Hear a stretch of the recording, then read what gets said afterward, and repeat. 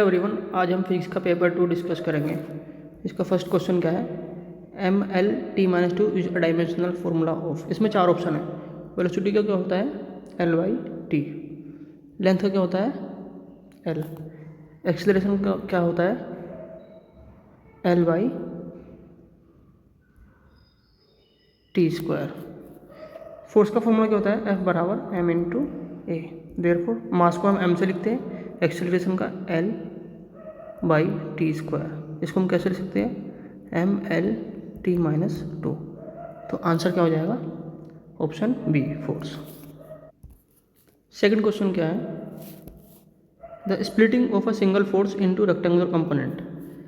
ये किसकी डेफिनेशन है हमारी? इसको बोलते हैं हम रिजोल्यूशन ऑफ फोर्स। क्या होता है? सपोज हमारे पास कोई एफ फोर्स का कंपोनेंट है, तो इसके 2 कंपोनेंट होंगे हमारे, एक वाई में, एक एक्स में। एक्स वाला कंपोनेंट के साथ हम क्या लेते हैं? सपोज ये एफ है, F1 is equal to F cos theta. Y में क्या होगा?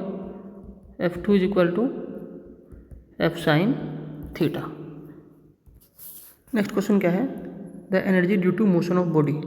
जब बात करते हैं हम motion of body, kinetic energy का फॉर्मूला क्या होता है? ½ mv²। वी क्या है यहाँ पे? वेलोसिटी। एम क्या है? Mass of the body. जब कोई बॉडी मूव करेगी तो वहाँ पे कौन सी एनर्जी होती है हमारी? Kinetic energy. इसका आंसर क्या होगा? Option C. अगर हम बात करें पोटेंशियल एनर्जी, पोटेंशियल एनर्जी किसकी हेल्प से? Due to position of body. इसमें क्या पूछ रहा है? Due to motion. आंसर क्या होगा इसमें? Option C. नेक्स्ट क्वेश्चन क्या है? Stress is directly proportional to strain. ये कौन सा नियम होता है हमारा? हुक्स लॉ का नियम होता है। ये आप सारे नियम देख लेना, न्यूटन्स लॉ भी देख लेना। नेक्स्ट क्वेश्चन क्या है हमारा? Rate of doing work. इसको क्या बोलते हैं हम? पावर।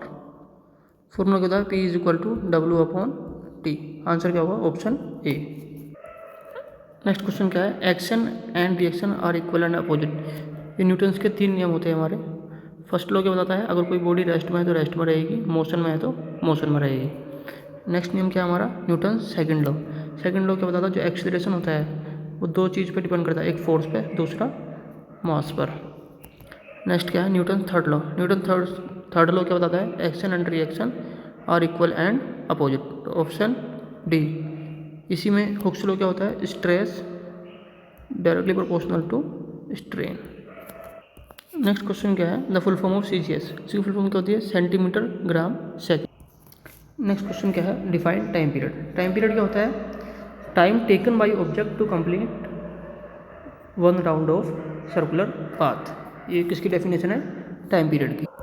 नेक्स्ट क्वेश्चन क्या है? Define positive work. Next question क्या है? Define positive work. Positive work का फॉर्मूला क्या होता है? Work done is equal to F.S cos of theta. इसके लिए 2 कंडीशन होती है। अगर फोर्स और डिस्प्लेसमेंट दोनों सेम डायरेक्शन में है, एक कंडीशन ये है। दूसरा क्या? थीटा जो होना चाहिए 90 डिग्री से कम होना चाहिए। ऐसा क्यों? क्योंकि कोस थीटा की वैल्यू अगर थीटा की वैल्यू 90 से ज़्यादा है तो कोस हमें क्या देगा? Negative value. देखो थीटा की वैल्यू 90 से कम होनी चाहिए। नेक्स्ट क्वेश्चन क्या है? Define surface tension. आपको इसका डेफिनेशन याद रखना है, ये मैंने लिख दिया है। It is measured as the force acting on a unit length of any imaginary line drawn tangentially in the surface of liquid at rest. Next question क्या है? Define rotational motion. ये क्या होता है? Motion of an object in a circular path around a fix orbit. Suppose ये कोई हमारा orbit है, इसके अराउंड किसी ऑब्जेक्ट का मोशन, उसी को क्या बोलते हैं हम? Rotational motion. ये क्या है? ऑर्बिट। नेक्स्ट क्वेश्चन क्या है? Define principle of homogeneity. ये क्या होता है? The dimension of each and every term on both side of equation must be same. ये क्या होता है हमारा? Principle of homogeneity. Thank you.